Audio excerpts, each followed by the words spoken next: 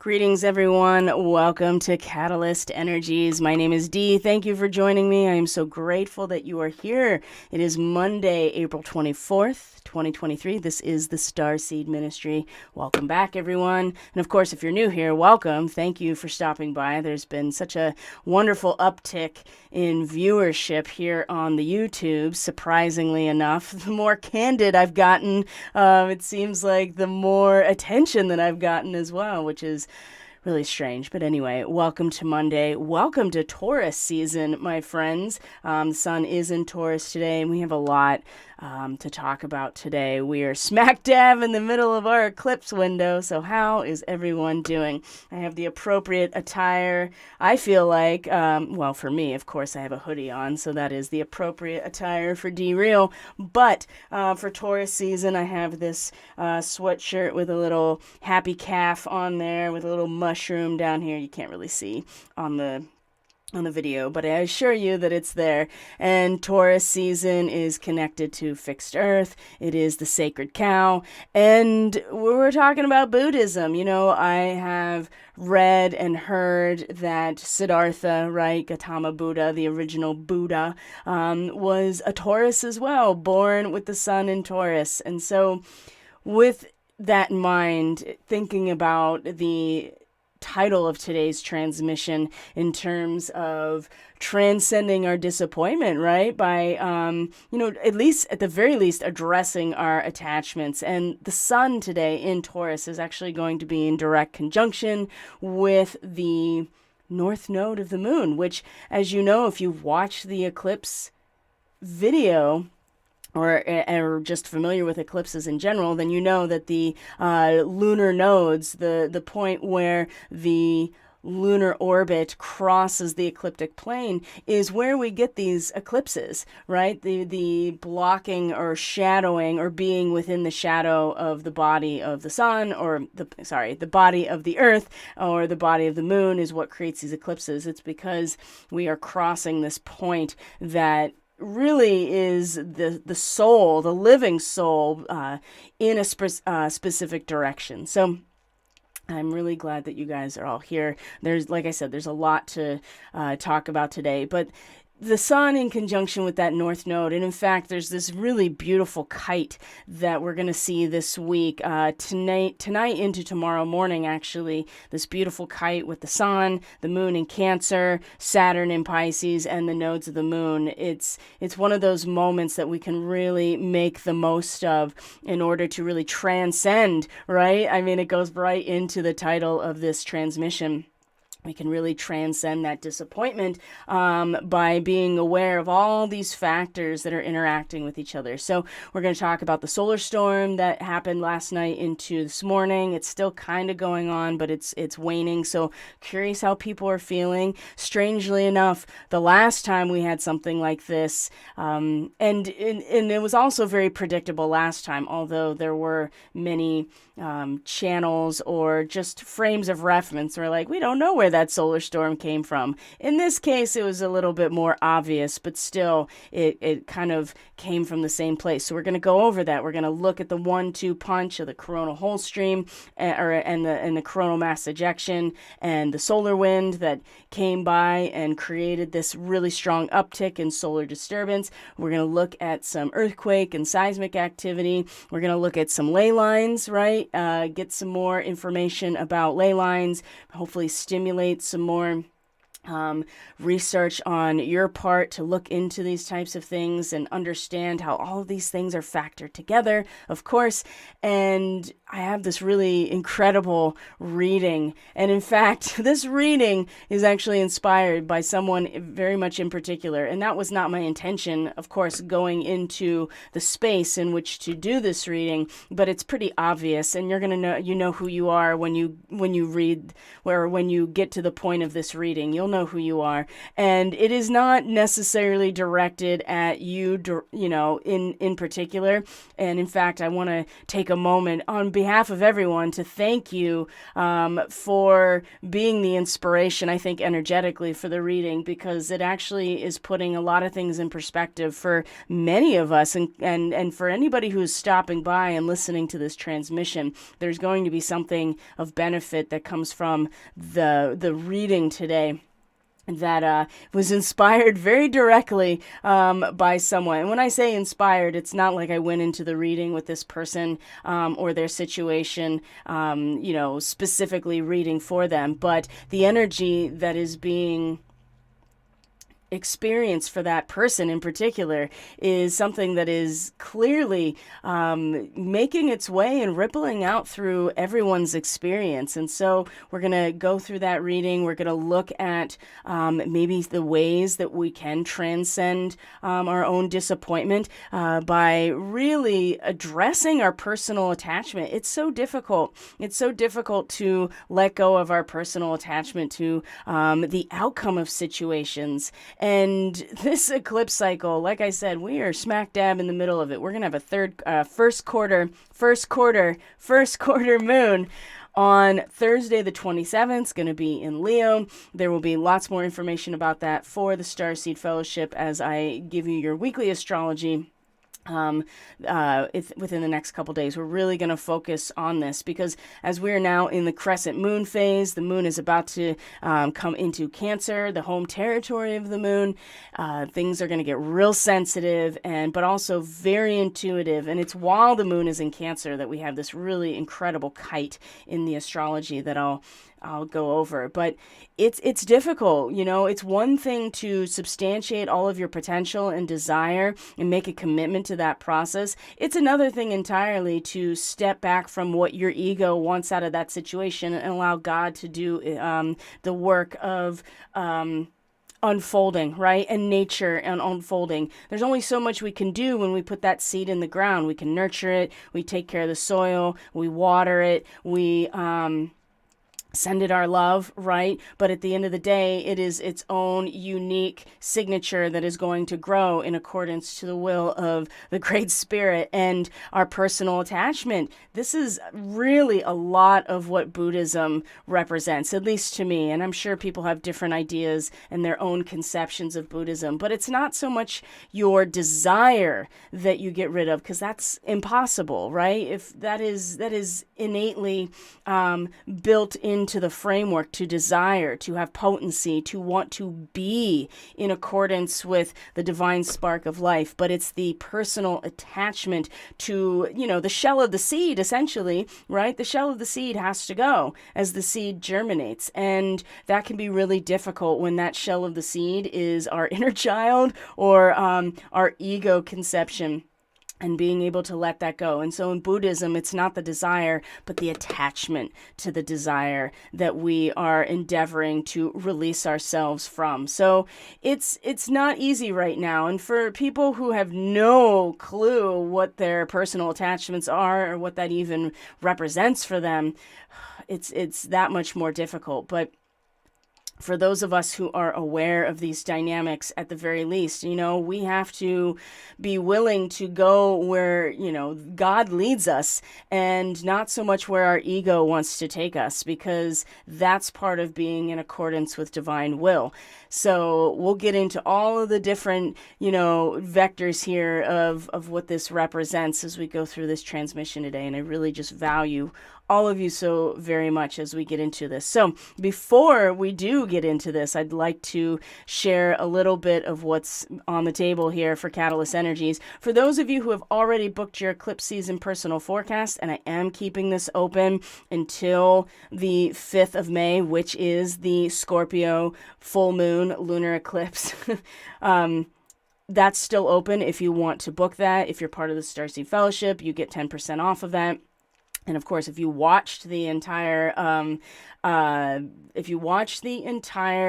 hybrid solar eclipse video, and you've already booked, then you know that there was a special Easter egg in there, but that is over now, so you can't do that. But if you're still interested in this, it is still available for up until the 5th of May. But if you have booked it, just know that you are getting my undivided attention this entire week. It is blocked and slated for all of these forecasts, so just sit tight. It is coming. Or if you've booked another reading, just sit tight. It's coming. It's just a matter of having the right block of time to focus on these things. But if you are still interested in how the next 6 months is going to play out, especially now that we are in the eclipse window and you're like, whoa, that is just weird, or I didn't expect that, or what is exactly going on? Am I going to have to sit with this for the next 6 months? This might be a good opportunity to check in and see what's going on for you. So you can book that through my website. That's catalystenergies.net. It's linked in the description box below. For those of you who are part of the Catalyst Classroom, you already know that I've already put out the sound and cymatics session for the Defense Against the Dark Arts. This is going to turn into something way bigger in terms of that content, in terms of vibration and frequency in general. We're going to focus on light and electromagnetics in terms of vibration and frequency, and how this factors into this very specific content, which is defense. And protection in as many ways as we can, wrap our heads around right now. So if you're interested in the Catalyst Classroom, there's information below as well in the description box on how to sign up for that. But that's all about sound and cymatics. And if you are a Taurus and Scorpio person in particular, and you don't want to necessarily look at the entire eclipse cycle, but you do want to get an idea of what the rest of this month's going to look like, especially with the upcoming full moon lunar eclipse in Scorpio, you can book the lunar transit forecast also on my website. It's a sale rate that is only available to the signs that are represented by the current lunar cycle. So that's Taurus and Scorpio. And that is 30 minutes and 60 minutes respectively. Also something that you can book from my website. And I still have a ton of fresh white pine needle. They're not going to be fresh for much longer. They're going to go into various types of medicinal concoctions very soon, but you are interested in locally sourced, sustainable and organic fresh white pine needle, which has more vitamin C than your standard citrus fruit, by the way. Also, too, antiseptic, incredible for the immune system, really good for respiratory issues as well. You can also get an ounce, 4 ounces, or an entire pound sent from me directly. That's free shipping. And in fact, I did want to show you that the next round of stuff in terms of what I am wildcrafting and turning into medicine from my own property. The ground ivy is starting to bloom, guys. And so I'm going to be pulling that up, or at least harvesting that as it's flowering very, very soon. So if you want to look up ground ivy, also called creeping Charlie, it's a weed and most people want to get it out of their lawn. And I'm like, yes, grow everywhere, because this stuff is amazing on many levels, but it has a track record for treating tinnitus. Very interesting. It also has a track record for heavy metal detox, especially lead, but I think it's going to have more of an impact, I'd say, with just blood cleansing in general. Ground ivy is one of those plants and weeds, just like dandelion, that has incredible medicinal properties. So that's coming up, and also the dandelions are coming up. So I'm going to be making a very specific liver-based type of topical oil with the dandelion flowers. It's coming, and I'm actually going to put together like a survival pack of all of these different medicinal concoctions that I'm wildcrafting that are really meant to cleanse the liver, cleanse the kidneys. With the ground ivy, it's treating tinnitus, treating heavy metals, and helping detox. There's going to be black walnut, which is also antiseptic and antiparasitic, and then the white pine needle, which is vitamin C, antioxidant, and also antiseptic. I'm going to be putting together like a survival pack of these products very, very soon. So just keep an eye on it. If you're not on my email list, you can do that from my website as well. Anyway, done with the plugs of all of the things that I have to offer besides these transmissions, and let's just get right into the content of today's broadcast. So I'm going to take this stuff away so we are not distracted by all of the flyers that are available to let you know what's going on. And we're going to get right into this content. So first thing I'm going to do, though, is make sure that the stream is actually working. And it says there's excellent condition. So that's great. All right, guys. I hope everyone is doing well. Now, we did have a very large solar storm. I'm going to show you the KP index really quick here. And as you can see, it went into KP 8. This only goes to 9, so it apparently got pretty high. And that started yesterday into this morning and is now starting to taper. So how are people feeling? Actually, for me personally, I'm feeling pretty good. The last time we got something like this, it was pretty awful. Now, I have some other ideas about why that may be, and when these solar storms come in and they create these disturbances in the geomagnetics of our planet, it does have impacts on a physiological, psychological, mental health, clearly energetically, right? We are biochemical and bioelectric beings, so of course any type of change in the bioelectrics and even just the electronics and the magnetism surrounding us that we're all engaged with, this is also going to influence us. Last time it was really, really intense, and I suspect that's because this geomagnetic unrest and the solar particles were interacting with something that very specifically happened in Pennsylvania as this was happening. There were 2 events that happened right as this was happening last month when we had this really large uptick in solar disturbance. One, there was a very large explosion at a chocolate factory in Reading, Pennsylvania. And I went over this already in a previous broadcast. I just want to bring up what is going on. And the second thing that happened that got a lot of attention was the fact that there was that chemical spill into the Delaware River on that same weekend that we got this huge solar disturbance. We got KP 7 and 8, just like we did last time. Just like we did this time, we got that type of solar disturbance on the KP index and solar storm conditions. But those 2 things were going on at the same time as these solar storm conditions. And I can say for sure that I had a really, really terrible time. And the only thing that kept me from basically blinking out of consciousness in that moment was engaging my biofield and taking control back over my biochemical, bioelectric homeostasis. So that's why it's so important to be able to feel your energy field, if you want to call it that.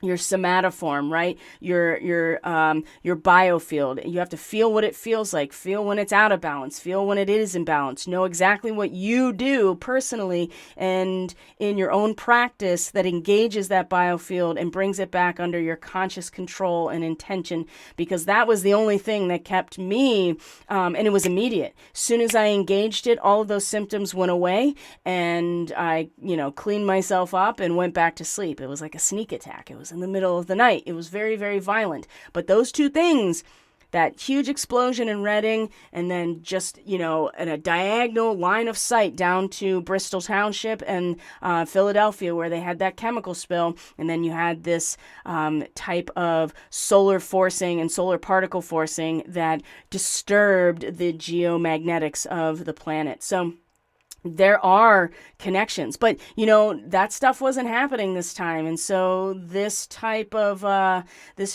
solar forcing and geomagnetic unrest seemed, not to say other people didn't feel it. I would say, maybe be aware of where that type of stuff has been going on in other parts of the world, or certainly in this country where Norfolk Southern has been, just so busy. Just destroying train car after train car.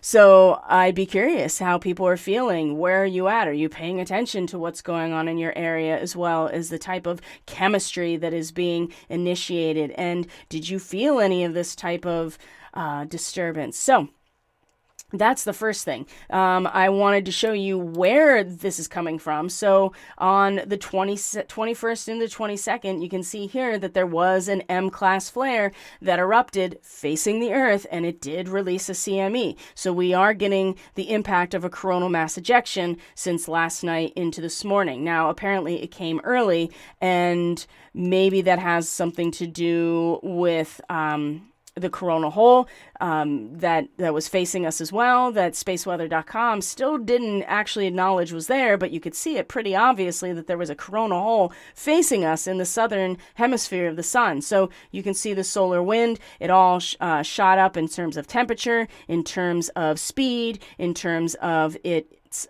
solar particle density, and then it dropped off pretty quickly, which I think is very interesting. So it hit and went up really quickly, and then it dropped almost immediately. So I think maybe, too, that has something to do with the fact that it's not this sustained effect, although it does kind of look like it. It doesn't feel as much of a sustained effect as I personally felt in the past. So, again, let us know how you're feeling. If you're having any kinds of inflammation, cytokine storm, pain in your body, if you're having brain fog, if you're having a hard time thinking, headaches, my God, if you're having headaches, migraines, if you're having pain in the back of your neck, that C7 up through your cervical spine, let us know how you're feeling, because it's when we share our own personal experiences, this is where we're really collecting data from each other to objectively clarify what we are subjectively feeling, which, by the way, is the degree where the moon and Venus were in conjunction over the weekend in Gemini, right?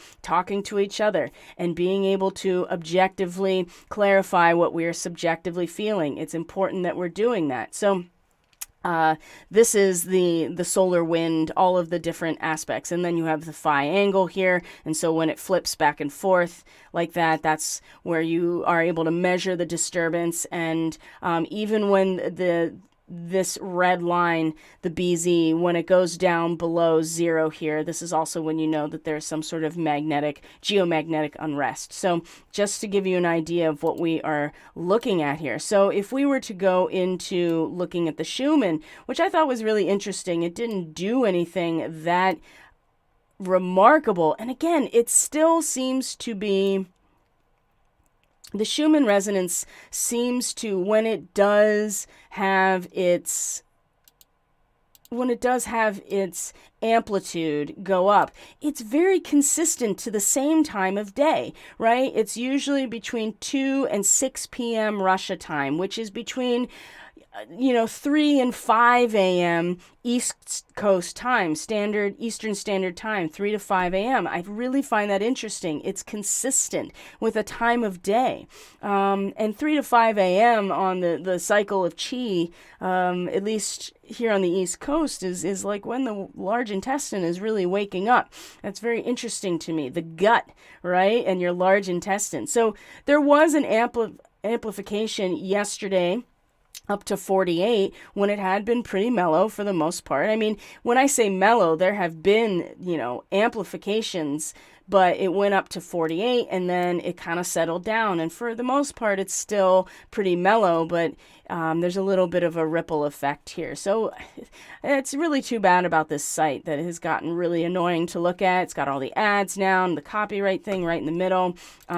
So you can't actually really see what's going on very easily. I'm really kind of bummed about that. And I don't know if it's because everybody's been using their data, which I thought, they put it out there publicly on a website. So I figured they want people to be looking at the Schumann resonance. But I think too many people are looking at the Schumann resonance and making too many connections that are just not conducive to whatever plan is unfolding right now. So anyway, there was this amplification, right? And of course, that also goes along with the idea here.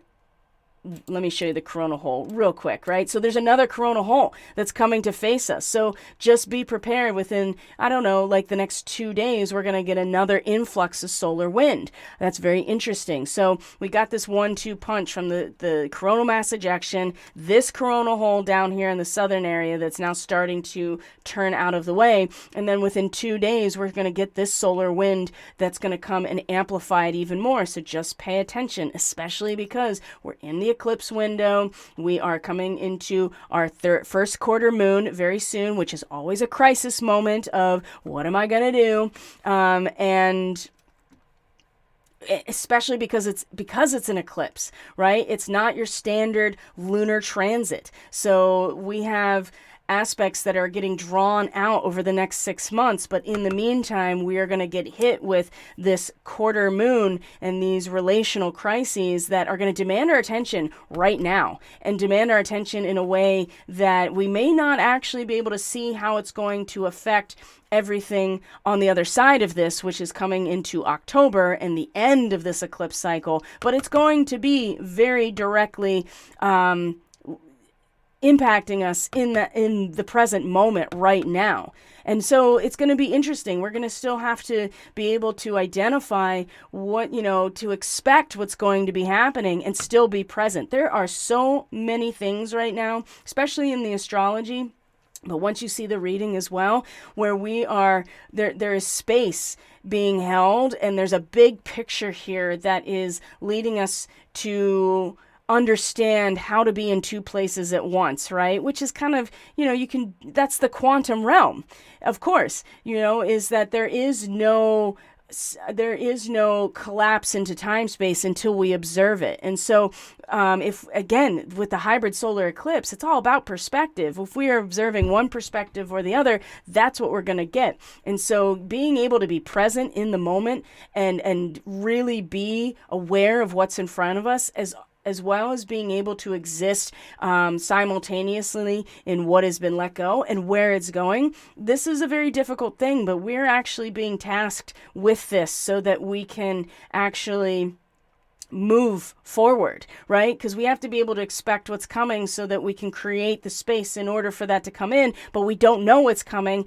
and we have to still be present in where we are right now. It's crazy. It really is. It's very difficult work right now. So there's more solar wind coming. That's where I was going, I guess. Off on a little tangent here that will make more sense as we go into the astrology. But there's more solar wind coming, so be aware of that. And there's always a connection to seismic activity. So that's where I wanted to go next, of course, is looking at the seismic activity. So one of the things that I noticed, and maybe y'all noticed as well, is that there was a 7.1 magnitude down here in New Zealand. And there's a lot of big activity all through the Philippines, all through Indonesia, but specifically all through New Zealand. And of course, this was the pathway of the shadow of the eclipse. It was right through here between Western Australia, across Papua New Guinea, and Indonesia. So, but specifically, New Zealand, the Kermadec Islands, there's a lot of shaking. But the thing that I want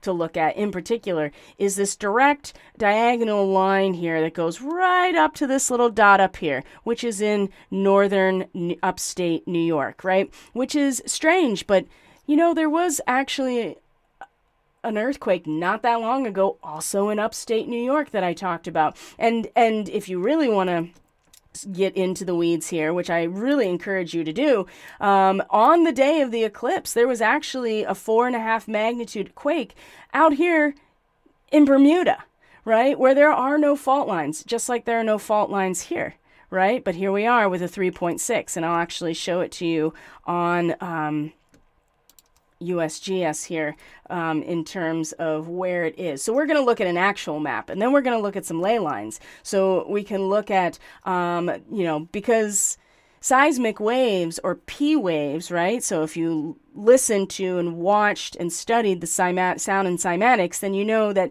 seismic P waves function like sound waves, right? And they move in a wave.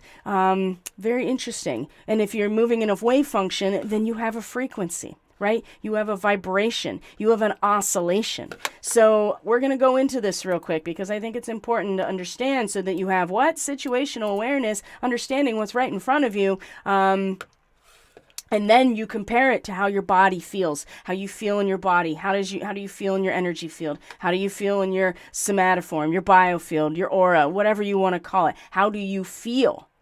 So that you can actually start to make connections to, okay, solar activity, seismic activity, these places in the world. Where am I situated at? What is happening inside my body? What am I experiencing in my subconscious during my dream state? How is my sleep? right? How is my mental health? What are my emotions doing, right? How am I being influenced or triggered, or what's triggering me to have these emotional reactions, or what is triggering me to have these physical symptoms all of a sudden, right? You got to put all these pieces together. And just like the indigenous women told me in my shamanic journey in February of 2019, as I saw the return of Quetzalcoatl, they said, you want to help, white girl? You better put the pieces of that puzzle together. And I was like, I don't know what you're talking about, but now I do. And this is part of what we need to do. So here is upstate New York. This is a 3.6 earthquake that happened, right? There's no fault line here. And I want to show you an actual map. So, and then we're going to look at a ley line map. So I promise this is going somewhere kind of cool, and also something that we should all be paying attention to. So here's upstate New York. You can see it's really close to the border of Canada. It's right on Lake Ontario as well. And we're going to zoom in here to something very specific. Now, it is right on Interstate 81. You can see this kind of little red dot here, or my cursor is showing you. So the Interstate 81, right on it, is where this little 3.6 earthquake in New York happened.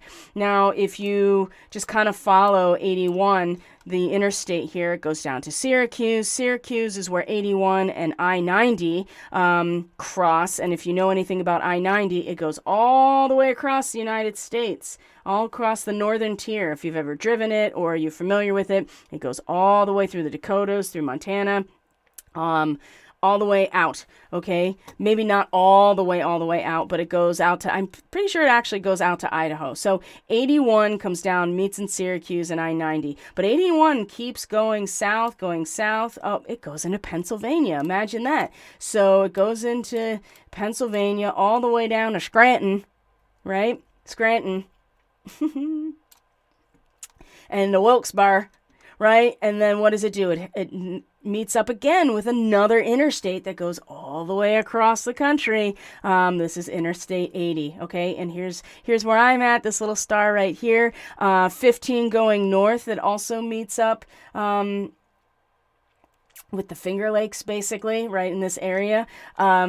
This 15 is actually where they're going to extend the 99 corridor. The Interstate 99 corridor is going to extend through 15 north. And so this state road that I'm very familiar with, I grew up here, is going to turn into a core 99, an interstate corridor, right? And so anyway, so this earthquake happens, and then all the way down 81, you see that it goes all the way down to Wilkes-Barre, and then let me show you where else. So we keep going up, and 81, oh, look at that. 81 goes down to Harrisburg. Oh, here's Reading that we just talked about, and Harrisburg, and this is also very important. So here's Harrisburg. This is the Susquehanna River. It starts in Cooperstown. It actually branches off and goes west and then continues south all the way through Harrisburg. This is where 3 Mile Island is. It dumps into the Delaware River, right? Oh, look, there's Interstate 95. Oh, this is the Delaware Bay. I'm sorry. But 95, this is where that chemical spill was. In Bristol Township, right? This is where my family is from for like hundreds of years, is Bristol Township. They came to Bristol Township from Bristol, England, and settled here in the 17th century. So, and I have that on paper. That's a genealogy that was done. Anyway, so 95 goes all the way down from Maine all the way down to Florida, right? That's an interstate that goes entire eastern seaboard. So anyway, so you see how maybe, I don't know, just an idea here, that you see the seismic activity that then maybe propagates as a wave down these interstates. And I wonder what these interstates are actually covering. I'm just really curious about that. So 81, it also comes into Harrisburg, and then it splits off into a number of different interstates. 83 that goes down to Baltimore. You're going to see 76, which is the turnpike that goes all the way out to Pittsburgh and the Ohio River. And then Knoxville. I can't remember exactly which one goes to Knoxville. I think it is 81. 81 goes all the way down to Knoxville, Tennessee. So you have this really innocuous, tiny little seismic activity up in upstate New York, but it's right on this interstate that then comes down and branches out into all these places. Interesting, huh? So now I want to show you, and this is going to be really hard to see because I'm trying to find a really good map of the ley lines, but this is just to give you an idea, and maybe it will spur you to start looking at your own research about these things. Here, let me bring this logo down a little bit. So if you can see that this is a geometric pattern of the ley lines of the planet, you see nodes, nodes, nodes, just like the chakras, nodes where all of these energies, tendrils, or in our case, maybe like our veins and our arteries and our nerves and our lymphatic system, maybe they all kind of come together at these points, these nodes maybe, and we call them chakras. There's a lot of energy that comes into those areas and is situated, and it spins, like a wheel, for instance.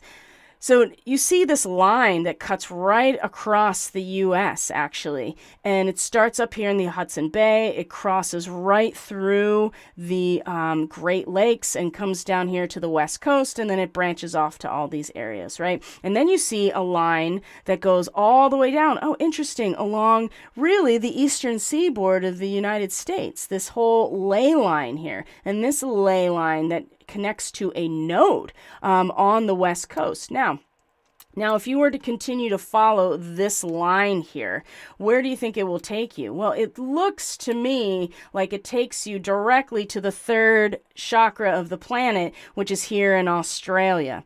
So, and then you also have ley lines that go from there into all directions, but you also have this ley line here that's going through Indonesia. There's Angkor Wat. You can kind of see it's one of those gates on the planet. But this is also Indonesia, right here, this smaller nodal point. So the reason I'm bringing this up is to bring your awareness to these seemingly unrelated things, especially the interstates, right? The interstates that go across the whole country. And if you type in to a Google search and you like ley line map, you're going to get all kinds of maps. And some of them are really very dense with all kinds of stuff. So I would encourage you to do your own research and to start tracking these things. And then most importantly, start tracking how you feel in your body, in your energy, in your somatoform, your biofield, however it makes sense to you in relation to these things. Because these are pieces of the puzzle that nobody's going to put together for us. We have to do it ourselves. And knowing this gives us some indication of what to expect and then how to protect ourselves, right? We can't stop necessarily this P wave or the seismic low frequency wave that is going to propagate through the ley lines and all of the channels that are moving through the crust of the planet, for instance, and that are being influenced by the solar particles that are coming in through coronal mass ejections. They're coming in through solar wind, right? They're coming in, they're making an impact.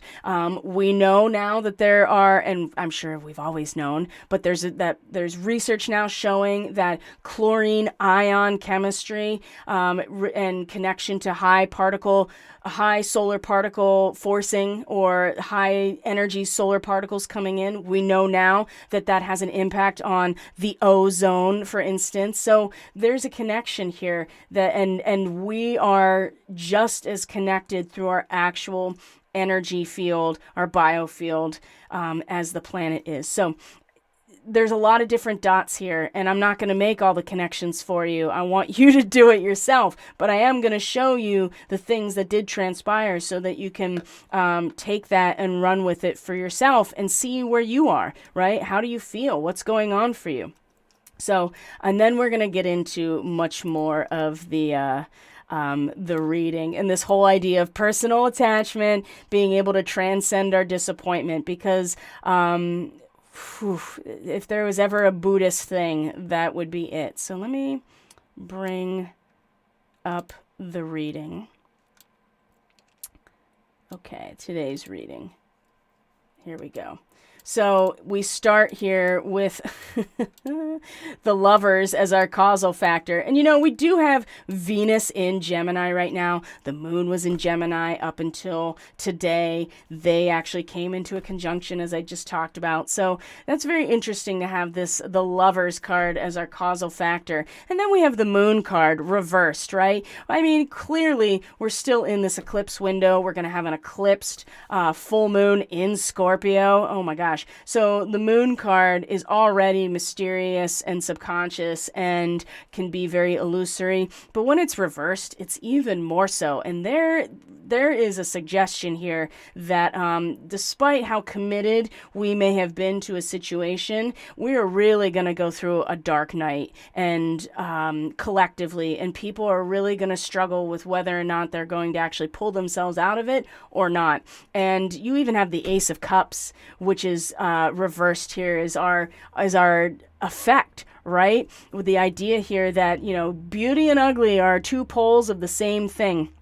And even though we may not like it, it is still representing some sort of new emotional trajectory here that I think is going to be very difficult to accept. And it has been. That's the thing. But now that we're in this eclipse window and we're coming up to not only a Leo first quarter, but the Scorpio full moon, right, is going to show us the future-oriented growth and that trajectory that we're actually on, which, as much as people are relying on the stability of our institutions, of our economy, our banking system, our relationships, and the power of them, even our own trust and faith in our Creator, whatever that is for each of us, we're going to be really tested, and it's going to be very, very difficult. So first I want to check in with the stream here and make sure there's any questions.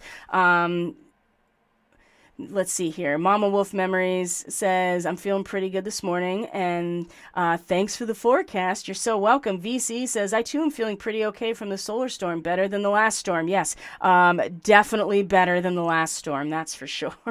Mama Wolf Memories says, however, my animals were very active last night. I could tell they were reacting to what was going on outside the fence. I do have a few aches, though, that creeped up over the weekend. I'm dealing with now that you pointed out. And as far as the upstate New York quake, I saw my aunt who lives off of Watertown above Syracuse, and she put on Facebook she heard a loud boom and felt shaking. Doesn't sound natural. Well, it's not on a fault line, and I bet you dollars to donuts Dutch is going to cover it in the next day or so if he hasn't put something up already. So thank you, Mama Wolf Memories, for all of your feedback. That really helps put things into perspective even more. Star T says, hi, D. Rough weekend physically for sure. Also had an Armageddon-type nightmare that freaked me out enough to have to get out of bed and turn on the lights and walk it off with some deep breathing. Oh, I'm so sorry. I'm going to share something now that you've brought that up. Things just don't feel right inside and out. Maybe it's just me. It is not just you. It is not just you, Star T. I assure you. Now, I'm very tight-lipped in a public sense about my guardians, my guardian angels, my guides. And that's because he is also tight-lipped, and, to get a word out of him is next to impossible, and to get a visual of him is also just as difficult. So to have both in the same frame, with not last night, but the night before, for him to come out and not only make himself visible, like directly, but also to speak and to verbalize. It's not just you, right? Something wicked this way comes. I'm telling you. And when I get that type of hello, I'm here, that usually means you better be aware. So Star T, it is not just you. And other people are getting the message as well. There's a reason things don't feel right. It's because they're not. And that in itself is a lot of information. So if I were you, and not you directly, but you can take it as that, but this is a general thing here. If I were you, because this is what I'm doing, and you obviously are going to have to follow what feels right for you. But I would start your fast, whatever that looks like. For me, it's going to be an 18/6 fast leading up to the full moon, because I realize that I'm going to be on essentially a floating metal container with 6,000 people out in the Caribbean for a week. And I realize that I have to get really ready for that. So, and with everything else going on right now, being in the middle of eclipse cycle, leading up to that point, if you aren't fasting right now or putting that into your daily somehow, you might want to consider it, right? Because that's going to have a big impact on how you're feeling and being ready, right? Being ready, because something wicked this way comes. I hate to say it, but I'm not going to turn away from really obvious stuff coming through. Phoenix Rules says, good morning and have a great day. Thank you for showing up. I know you guys are busy over there, and I appreciate your presence very, very much in terms of what you got going on over there. So let's get back to the reading here. So we're going to start with our Lover's card. This is actually quite a difficult and weird card in terms of the tarot. So it's number 6. It is the Gemini card, right? And so the imagery here, obviously, is all of the dichotomy, the dipole, the duality is coming together and finding a way to unite with each other. This card, as the Lovers, is a sanctioned type of commitment or dedication. Now, it can be quite literal in terms of the Lovers, right? It can be something you've committed yourself to, a relationship in some ways, but it doesn't have to be an actual person. It can be, or even a relationship. It can be a relationship to your spiritual practice and to God. It can be a commitment to something in particular. But it's sanctioned. It's a commitment. And in terms, it's the alchemy of the universe, right? And the idea here that we're trying to transcend polarity, transcend our duality, yes, in the spirit and in the mortal soul, that is the case. But while we're here in this body, this is, and in this dimension, this is what we are working with. And so again, how do we live in this moment just like this, with duality, with bipolar nature within us and in our relationship to life, but also acknowledge at the soul level that there is no duality. There is only us in terms of oneness with God or the Great Spirit or the Creator. And being in both of those places at once is the challenge right now. So the Lovers is representing also a decision, a farewell to a former way of life. Put a pin in that one, because we're going to talk about that with the astrology. Full acceptance of love, uncompromising, right? Unconditional love, uncompromising, complete commitment to this process. There's a need to be honest, with yourself, honestly. Make a clear decision. This is about meaningful relationships, but in terms of Gemini, this is the past and the future together as one and the same. This is the quantum potential and making a decision and it collapsing into that decision, right? That is what this card represents. And an acceptance of all of the yin and the yang of this dimension being part of the way that we create, right? And there are those who intentionally create from this by creating this division, by antagonizing this division, by creating an artificial chaos that then needs to be brought into a solution. That doesn't mean that there isn't this inherent in this dimension and how we create either creativity through art, through actual other humans, right? We come together and create actual life, and the seed is implanted in the soil, right? The first house and the second house, Aries into Taurus, right? The Emperor and the Empress coming together and creating. So there's an acceptance of this and a commitment to this process, for better or for worse, which is really felt in Scorpio, which again, we're going to look at here with this reversed moon. So there's a lot of that death imagery in this card. So the moon card is number 18, breaks down to the number 9, right? Which by the way is the Hermit. And the moon rules the high priestess card, number 2, right? The two also ruled by the moon in this framework of the tarot, right? So now the moon card in and of itself is connected to Pisces, right? The ocean of consciousness, the formless, undifferentiated oneness, right? This is where Neptune is, and we're going to talk about that. So you have the Anubis, you have the gates here, you have the scarab pushing the sun disk up from underneath. Wow, you'll have a bunch of standing waves right here. That's very interesting when it comes to that. And for those of you who listen to the cymatics and the sound presentation, the Catalyst Classroom, we talked all about these types of things, and there's more to come. In terms of the different types of waves, what do they do? What do they mean? How are they related to us, right? I have some ideas that around this. But the moon card in and of itself represents this type of the mystery, right? The darkness, going into the dark night of the soul and coming out of it, right? Now we have a full moon eclipse coming, and it's not going to be as eclipsed as other eclipsed full moons, right? We're going to be in the shadow of the Earth's penumbra. So it's a penumbral lunar eclipse. So it's not even going to look that different, but it still will be shadowed as an eclipse. And so there's distortion. It's not going to be the full illumination energetically as it normally would be because of the penumbral shadow of the Earth cast onto the moon. And this is where I feel like this reversal of the moon is. And so when we have it, my first read right there is like, well, there's the eclipse, right? In the center of it is this eclipsed moon in this reversal. So some of the energy associated with a reversed moon can be illusion, hysteria, rejection of reality, deception, misunderstanding, misinterpretation. We try to bury our feelings deeper to what? Avoid our shadows. Boy, I'm getting a big hit on that. Oh my gosh.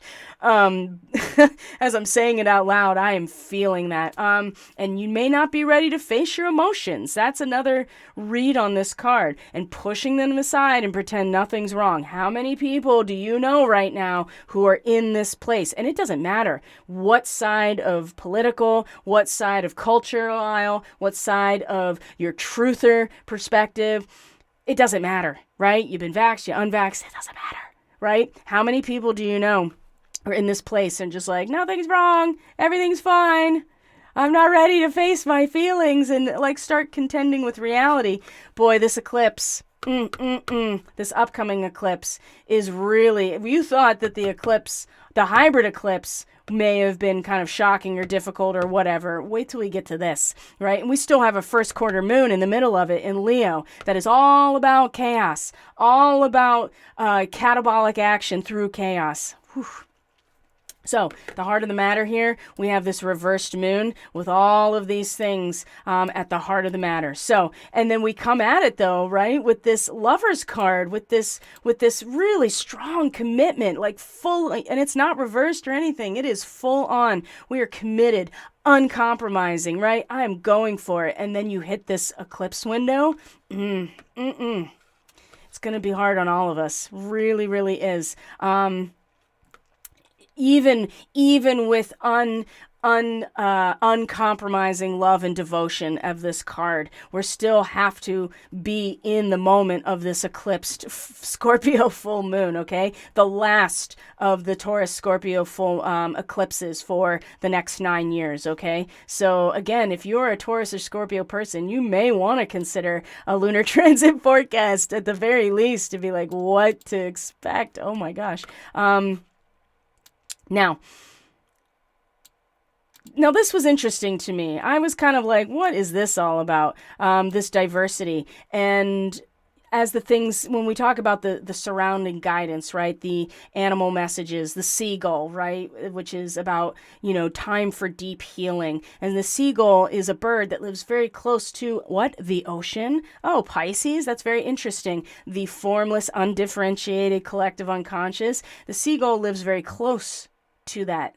But does not live in it, right? But will often dip in and get what it needs, right? In terms of sustenance and nourishment. And this is about healing. This is about being close to that part of yourself in order to really tap into it. So we'll get to that in terms of the specifics. And then the dance of the spirit also being reversed is a pretty good indication that there's some stagnation or there is something very imbalanced here. Because with the Five of Scrolls, it's talking about how it's time to diversify. Now, the scrolls of the mind, the mental energy, but we're talking about what's going on at the subconscious level, what's going on at those root chakras, what is basically rooting us to life, what is connecting us to that earth star chakra, right? What is connecting us to life? Now, when we get this card, it really indicates that we're in a period of expansion to allow ourselves to try new things, maybe consider some other options and allow ourselves to go farther than maybe we had planned. Look at this card. This woman in this lavender dress, by the way, so you get this pineal gland type of energy here. She's got a book open, and she's not really looking at the book. She's looking out over the landscape, and she's high above it. There's this river here, this beautiful landscape, this beautiful like veranda, you know what I mean? All of these books and scrolls around. So she's been researching, she's been reading, she has been giving herself more knowledge through discovery and exploration and curiosity, but she's now considering all of these things and the diversity. Maybe it's something that we have to consider is even an option, right? And I think that that's been really difficult. We've been really, especially with that Lover's card, right? We're so unequivocally committed to this process, and we're still very much committed to it. But this is really suggesting to me that we have to start really coming to terms with maybe some other perspectives, some other options on perspective, maybe allowing ourselves to expand in this area. But we're not quite there yet, and that's where this position really speaks to me. In terms of we're not consciously aware of the diversity quite yet, or that we even need to diversify, but it's starting to become something that we're connecting to, something subconsciously making its way into our awareness. Now, what we are aware of is that something is amiss here. Now, when the fated meeting is reversed, it does indicate that people have come together for karmic healing, karmic patterns, past life stuff, and you've made this plan to come together, whatever it is, in order to undo past patterns, create greater reciprocity, work on your karma together. But somebody in the situation is falling back into an old system. It may be you, it may be the other person, or in some sort of denial. Oh, that's interesting, considering that the moon reversed here is at the heart of the matter, indicating that people are just like, I'm not dealing with this right now, or I can't see past this, or I am not aware of my own shadow. So they are also not aware of how they are falling into old habits or some sort of denial. Or this could be you, right? We've all been through this, and we will continue to go through this in some way, shape, or form. So you have to see the relationship for exactly what it is. And this is at the top of our awareness, right? That we can't let the undercurrents of past feelings and past life feelings drive us, because we're attempting to transcend that, right? Transcending our disappointment, right? You find yourself going back into those old patterns of people in your life. They may be soulmates, they may be very karmic, right? It may be your family members, right? And yet you came into this lifetime going, we're gonna do it differently this time than we did it in Atlantis. And then people that you are with in these karmic relationships with, something is up, and it's not, something is off. And the undercurrents of those past life feelings are driving, rather than the awareness that we're trying to transcend this situation. Again, put a pin in this, because the astrology is going to speak to this. One or both hasn't truly woken up to the true purpose of this meeting, and the what? Commitment to grow? No way, because we are very committed to this process, the Lovers. So it may be time to look beyond this relationship. And this is where the diversity aspect that is deeply rooting us, but maybe not consciously aware yet, or we are willing to accept the diversity of ideas that is starting to kind of bubble up from the subconscious here. We may not be quite there yet, but we're at least aware now that yes, things have come together, but there are things that are still blocking our transcendence, right? The past of the situation and our disappointments, right? Our connections to the past situations are having an effect on what this is supposed to be. And taking all of this into consideration, especially when we don't look at the guidance around it, you see a pretty obvious pattern here of this Ace of Cups reversed, where there's diffusion, right? There's irrational thinking, there's loneliness, right? And maybe the best case scenario here, especially with this Five of Scrolls down at the bottom, when you have this Ace of Cups reversed, does suggest, especially with the moon coming into Cancer today, right? And Cancer being like this chalice, right? And you see the wave patterns coming off of this chalice or this holy grail or this container of our own sense of vulnerability and sensitivity, right? It's coming in and it's coming out. It's coming from both ends and it's infinite, right? Just like our soul is infinite. And the root system or the fourth house or the nadir, right? The Cancer house. This is the roots draw the waters of our soul into our experience. Now, when it's reversed like this, it's not going to go the way we necessarily want it to go. But it also suggests that we may be exploring these things in private, right? We may not be very outwardly vocal about it. We may have to pull back and explore our intuition privately. And that's also a Cancerian, especially moon in Cancer, very private, very inner. And connected to this Five of Scrolls, it does really suggest to me that this is the best way that we can do this if we're feeling really out of sorts with stuff, is to really take advantage of the moon in Cancer over the next couple of days. And we'll look at the transits in particular, especially in our crescent moon phase leading up to the first quarter, to really explore very privately. Maybe we're not speaking it out loud. Maybe we're not necessarily sharing it with other people. Maybe we are not even writing it down in a journal. But even that, maybe we're just considering it at the deepest levels. And this is where this Five of Scrolls, I think, really comes into play in terms of taking our emotions out of it for a minute and considering all of the options from a mental perspective. So, but still, with the Ace of Cups reversed, it's not exactly what we want to see right now, right? Because it does represent delusion and diffusion and a sense of loneliness and a sense of emotional beginnings that are really not what we actually want, or emotional endings even, right? The ace represents the beginning, but it also could be kind of like the end where you're dumping the cup out.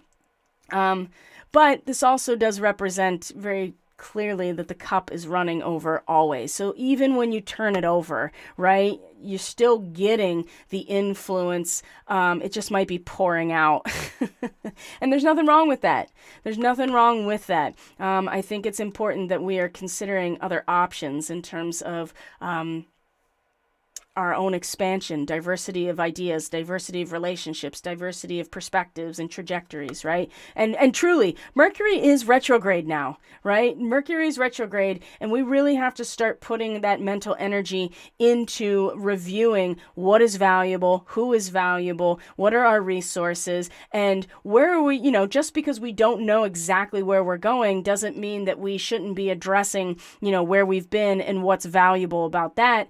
And that's what we're going to really be doing, especially when Mercury and the Sun come into that conjunction in just a number of days, right? The Cazimi. So in terms of guidance that's surrounding it, right? Because we're always left with guidance, always, right? All we have to do is ask, right? And just be open to receive it. So it's not like we're left blowing in the wind without any direction, but if we're not willing to ask for it, we may not get it. So, and that means asking your creator, right? Asking for guidance in that way through prayer, right? Through setting that intention. So, seagull, now is the time for deep emotional healing. And I just talked about that. Explore your feelings because they're clues to what is below the surface, right? And this Five of Scrolls is definitely what's below the surface.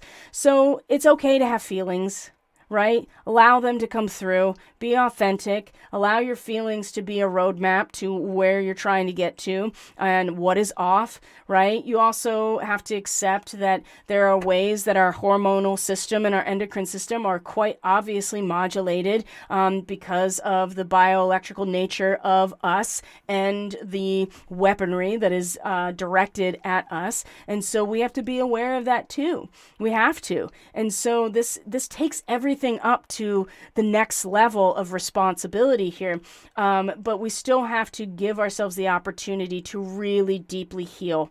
And this is what the seagull represents. You can't even give yourself the opportunity to consider other options mentally if you are still stuck emotionally in the past. So the dance of the spirit is from the Raven's Eye Oracle. And when it's reversed, this is talking about alignment and manifestation and an attraction and all of those really cool things about the Lover's card. But when it's reversed, we're looking how a chakra system that is imbalanced, clouded values and hesitation. So again, even more reason right now to address deep emotional healing with the seagull, right? You're not indulging all of your emotions by just just drowning in them, but you're not pushing them away, right? Because you understand that there is an imbalance somewhere and that we can't afford to hesitate, really. And our values are clouded right now. So again, you can't allow any diversity of thought if all of these things are happening. And there may be some deep emotional healing, I would say, that needs to go on, which is going to be difficult with the full moon because it's going to be eclipsed. But we have to do our best to actually cut through the shadow that is being cast onto the moon and also trust that this is a cycle that is going to take some time, right? But deep emotional healing is definitely part of this process. Now, in the dance of the spirit, we want to get back into alignment. So we are attracting. Now, when it comes to fated meetings, I haven't seen this card yet.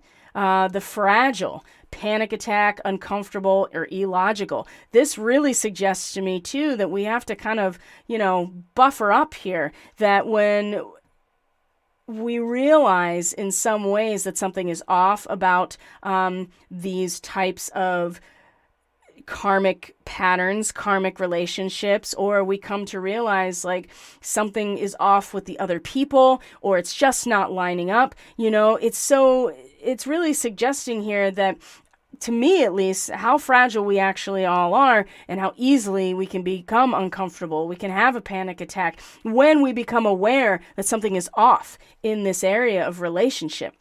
Now, there is a little bit of a sequence here because we have 5 of Scrolls, 6 as the Lover's card, and then 7 as the fated meaning.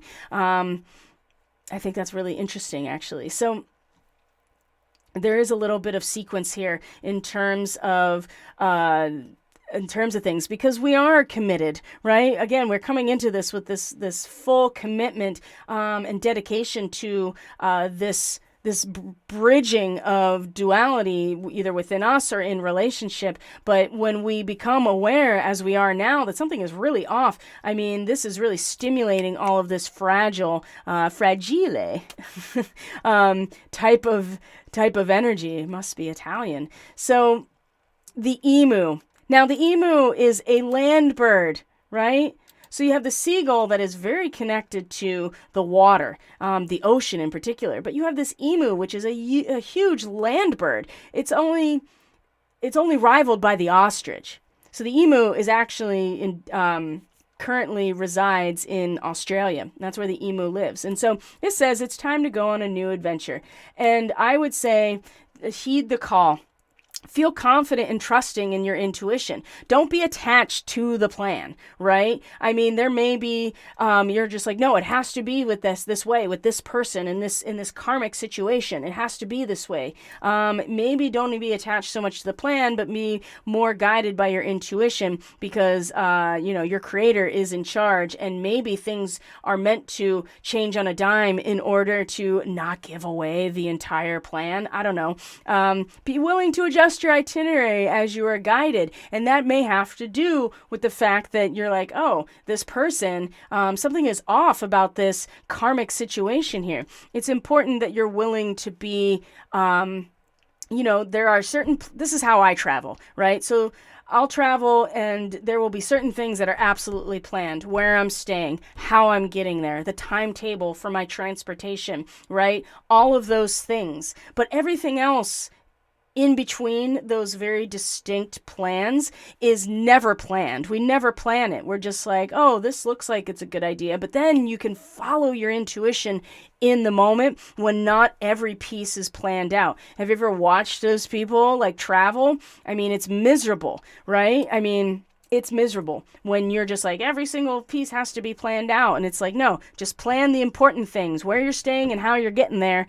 Everything else, allow your intuition to guide you. And that's the same thing with these karmic relationships. They're not the same as they used to be in the past, right? And you did come here to resolve things, possibly with people or situations, or even your relationship to God, right? That might be part of the karmic fated meeting.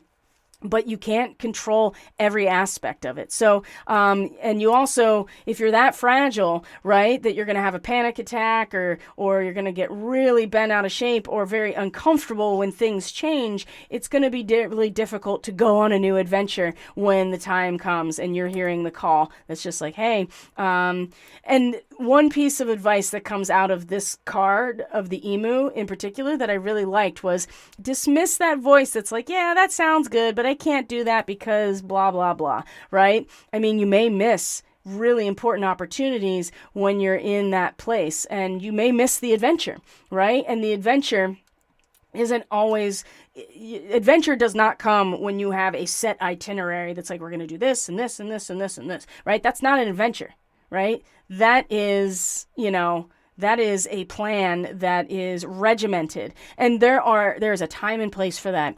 Absolutely. But this is not what this reading is suggesting here. It is saying that there are things that we cannot control. There are a very illusory and difficult, misrepresented, misunderstood, mysterious energies here with the eclipse that are at the heart of the matter. And, things are not necessarily going to feel the way we want them to feel, but we are being tasked with allowing that to happen so that we can heal and get back into alignment. And this emu, right? Time to go on an adventure, right? Maybe you need to let go of the control mechanisms a little bit in order to allow the space for this to happen. So another pin in this, because we're going to start talking about the astrology here, and I'm going to show you everything in the astrology right now that is actually supporting letting go of the past and leaving space in order for the brand new. When it is, when God is ready, it will come into your life. When it is time for that seed to germinate and grow and to flower, it will. But it's not on our ego's time necessarily. And everybody's got free will. And so it becomes a very complicated type of geometric structure here. So let's start looking at the, here, let me bring up the astrology chart. And we're just going to take a look for this week, especially that kite. It's pretty amazing.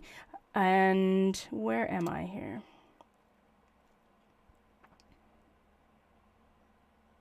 Window capture. There we are. Here's our chart for the 24th. I'm going to check in with the stream, see if anybody has any questions. Thanks for the confirmation from Star T. The Ace of Cups reverse reminds me of the South Node. Thank you. That is a great connection, actually. And I was also, thank you for saying that, because I was, when I first was doing the reading and like preparing like hours ago, that was also what I thought. I was like, oh, there's that Scorpio South Node, right? And where is it? Actually, we're going to talk about that in terms of this kite. Thank you for that input. I really appreciate that. Now, crescent moon, what does that mean? Well, the moon's light is getting more pronounced, and we're starting to realize that we want to create the structures that are going to be able to hold the full light of the sun with the full moon. Now, we do accept that there's going to be the penumbral shadow of the earth because it's an eclipse, and that will be what? A South Node eclipse, right? As Star T had so acutely and directly brought out here. And I appreciate that very much. So before we get there, though, here is today. The moon is coming out of Gemini right now. It's in a square to Neptune. That's always a difficult place to be in. And this degree that the moon is in square to Neptune is going to come up over and over throughout the season, right? Venus is going to come into square with Neptune at this degree. The sun is going to come into square with Neptune at the new moon at the solstice. Eventually, Mercury will come into square with Neptune at this degree. So this degree is one of those moments of like, okay, how do I accept the reality with Neptune and Pisces that the harvest is here? The harvest moon is showing us that we are at a moment of consummation here with Neptune and Pisces. And Neptune will come back over this in its retrograde and come back over it again. So we're not fully done here, but this is really amplifying and making it very strong. And there's nothing we can do about that. Neptune and Pisces is beyond our individual control. We are surrendering like the hanged man to the will of Source right now. And this moon in Gemini in a square that, again, it's going to be Venus there. It's going to be the new moon. So the sun and the moon conjunct in a square to Neptune. It's going to be a struggle. And even Mercury in its home territory of Gemini eventually is going to square Neptune. And each in turn is going to be a moment to be like, how do I come out of and repotentiate myself, my own soul in the face of this situation? Because you just can't give up and die. I mean, you can, that's your choice. Or you can just ignore everything and the full, the consummation or reaping what we've sowed and cultivated, you will get exactly what it is that you have sown and cultivated collectively, all of us together. But there's this little piece of hope over here that's like, let's come out of this, right? That even though there's a void, even though there's a space, even though we're discarding the past, there is always the opportunity for renewal. That is what life in this dimension is all about here. So it already started with this square over to Neptune. And it's hard, right? Especially the moon and Neptune in a square, because our feelings are really being challenged. They're confused. We may be feeling oversensitive. We may, again, misunderstandings. And really, to me, it just feels like I feel this way, but there's this huge aspect going on with Neptune and Pisces that seems so much bigger than I can possibly do anything about in this moment. How can I even feel safe coming out of my encampment here? Well, that's something that each of us are going to have to contend with on our own. So it's already started here. So the big ones that I want to look at for today and this week, it's really the kite. So that's what I'm going to show you on this particular chart. I'm going to show you this kite because there's Saturn involved. Saturn in Pisces is exactly how I felt it was going to be, right? This karmic deliverance that is no nonsense, right? There's no wiggle room. There is absolutely no getting over it, getting around it, going under it. You got to go through it. And it's very paternal in that way. But it's also the idea that everything is sacred. Everything, even the things that we don't like. Even the most mundane things have their sacred place in everything. So Let's get closer to this kite because I really want to show it to you. All right, so the moon comes into its home sign of Cancer tonight into tomorrow, and we have this kite. So if you're unfamiliar with astrological aspects, it's pretty clear that the shape is a kite. So the red line is the nodes of the moon right now, the true nodes, not the average nodes. Some people read that. I don't. I read the oscillating true nodes. And then you have the trine with the moon in Cancer, Saturn in Pisces, and then you have it surrounded by sextiles with what? The sun. The sun is conjunct the north node. So right now we have this opportunity with where the sun is in relation to the north node, right? Where our soul is going and being pulled to in order to grow. And that's all of us right now. The impermanence of all material and social bonds, right? The most beautiful and enjoyed substance loses its potential energy as we continue to actualize it. So eventually, that's the widow at an open grave. The void is the great challenge, right? Now that Mercury is retrograde. You may be finding yourself going back over, how did I get here? You know, what were all the steps that led up to this point even? And well past this, honestly, because this is the early part of Taurus. But beyond the personal attachment, there's the possibility of participating in a much larger sphere of existence, right? And it rarely manifests except as we're ready to what? Let go of the past, discard the past. I was getting ahead of myself and saying reorientation of an effective transcendence of disappointment, right? There it is, right there. Now, the negative side to this degree is that we surrender to our frustration.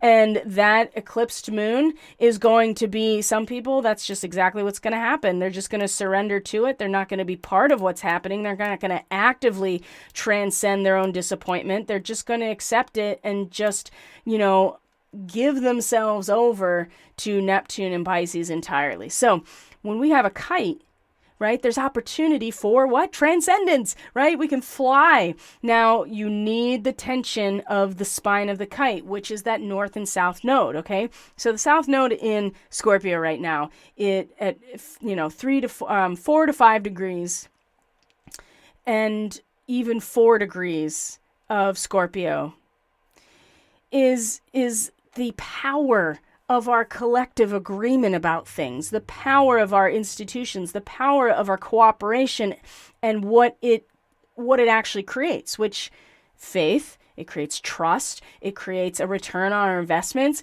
be fruitful and multiply. These are all the scorpionic energies, but that also requires that our personal egos are being submitted to the underworld, that the seed is going dormant in order to prepare for its eventual resurgence into a new potential. This is also Scorpio in the 8th house. So this south node is showing where we've been and what we are really meant to let go of right now, which is how powerful our collective agreements and the symbols that we rely upon with each other, whether that be the way we do business, whether that be the sexual energy in our relationships, whether that be the energy that's created of faith and trust in some sort of relationship in general, our spiritual relationship, right? Faith and trust that is generated there. All of those things are really powerful, and they're the momentum to push us forward to a place that is really asking us to let go of what has been, right? To not hang on to this inertia that is going to hold us in stasis when we're not meant to do that. We're meant to right now grow and evolve, and this is where the sun is.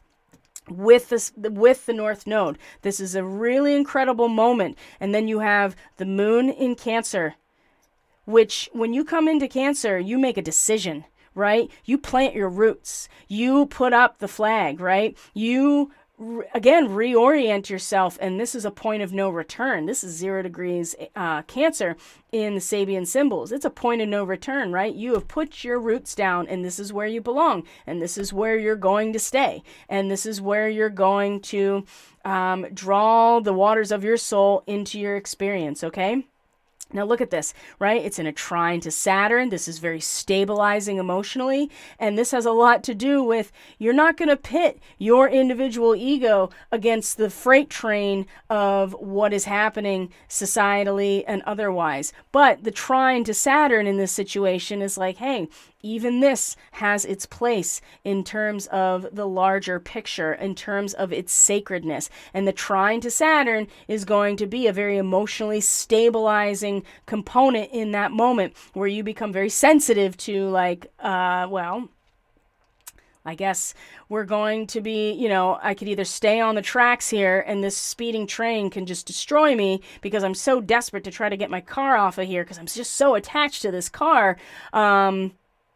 Or I can get out of it and just know that this is going to be destroyed and realize that it will come around again, right? That there is really no death of the soul, there's only impermanence of the way that energy is actualized, okay? So the trine also to the south node and the fact that even Saturn is in a trine to the south node is suggesting that if we do nothing, right? If we do nothing, there will there will be, we're going, even those institutionalized sense of agreement of what this all means and where this power comes from, even that is going to, it's all going to be destroyed in some way, right?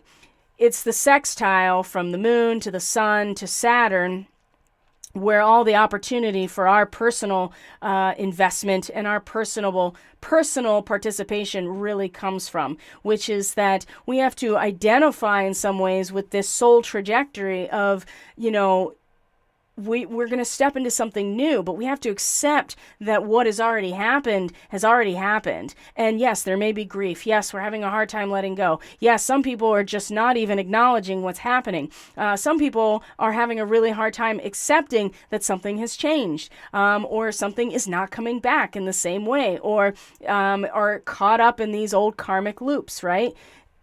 It's in this moment that we realize that even the changeover has its sacredness. And really, this is part of God's plan, whatever that is for you, right? However you identify God, the source, your creator, the great spirit, however however it's identified for you, however that relationship manifests for you. The reality with Saturn and Pisces here like this, especially in conjunction to Fomalhaut, is like, this is the message. And there's only one message. And Saturn's like, yeah, there's only one message. And you're either going to be in alignment with it or you're going to get smashed like that car on the railroad track, right? And this is not a doom and gloom and it's all for nothing. It's really that the more we stay attached to what has been, or what we think is actually still going on, or stay very much attached to what is clearly something we need to let go of, then the more difficult this process is going to be. And we're not going to be able to fly this kite, right? But it is that tension that gives the kite its spine and gives it its structure. So it's okay. It's okay to feel that. And I would say, especially when we're talking about the moon in Cancer and a south node in Scorpio,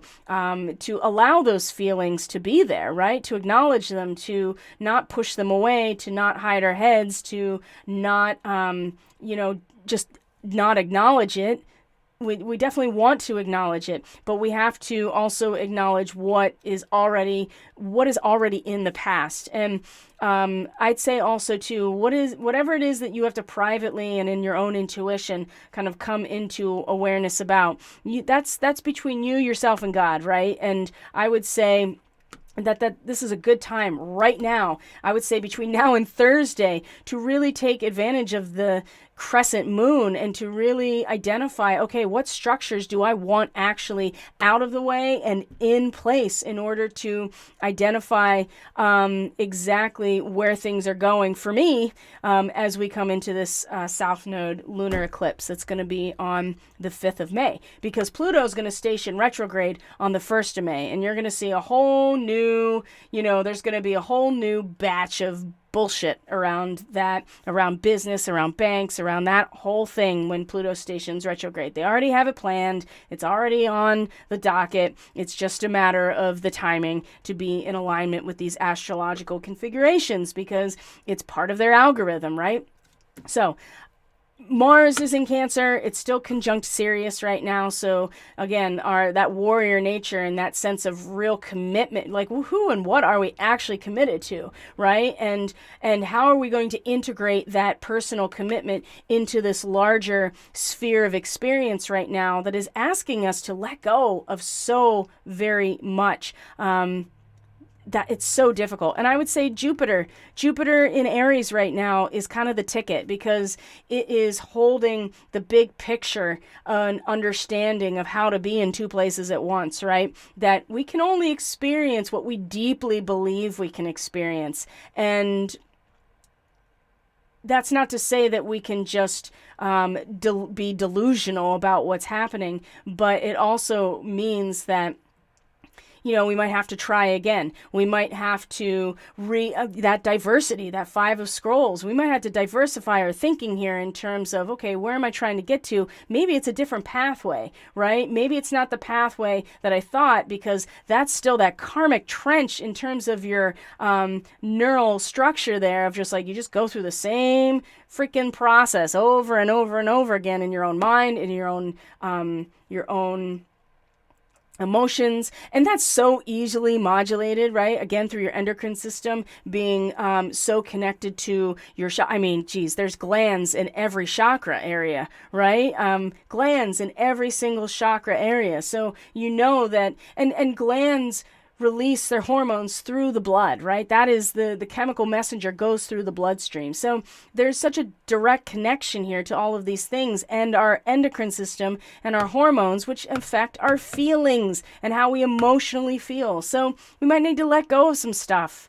And it sounds so cliche. I know it does, but there's so much here that is really suggesting that we have to take the next level of our own process and really heal those places so that we don't continue to stay caught in that feedback loop in our minds and that, we won't even give ourselves an opportunity to diversify our own thinking if we don't heal and allow ourselves to come back into our own conscious control of our biofield.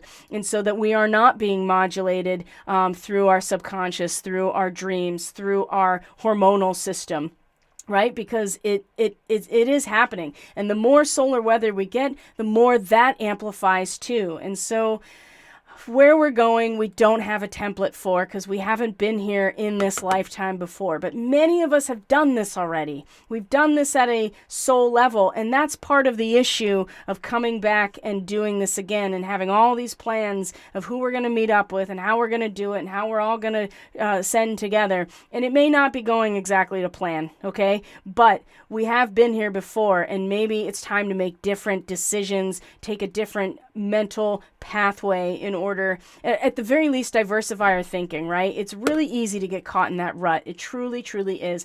And I'm honestly very surprised we didn't get the karmic trench, which is the 4 of Scrolls. But that does also suggest to me that we've committed ourselves out of that situation. We at least know that we want out of that situation. Now we have to do the hard work of actually getting out of that situation in the middle of an eclipse cycle. Yay, lucky for us, right? That's just so easy to do. So I think I've gone on long enough today, my friends. Thank you so much for being here. I truly appreciate each and every one of you so very much.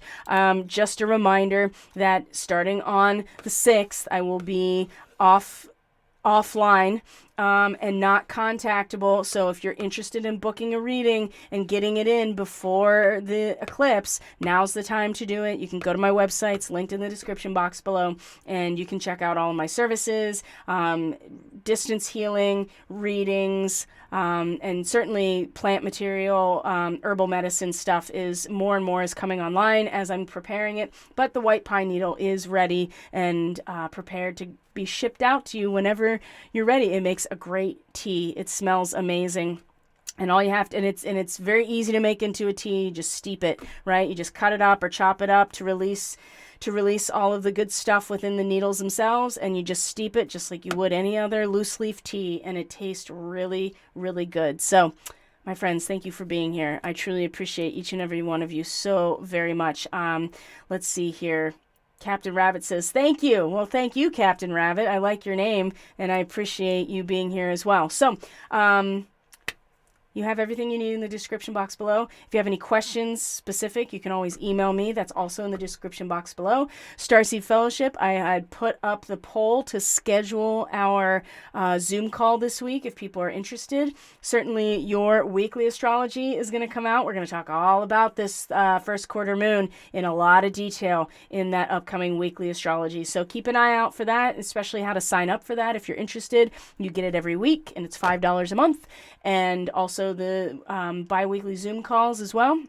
If you want to talk to other people who are on the same journey in an open forum and non-judgmental space, that's what we do there. And yeah, I think that's all I have to share with you guys for right now. So I love you. Take very good care of yourselves right now. And we will connect next week on I believe it'll be the first Starseed Ministry of May.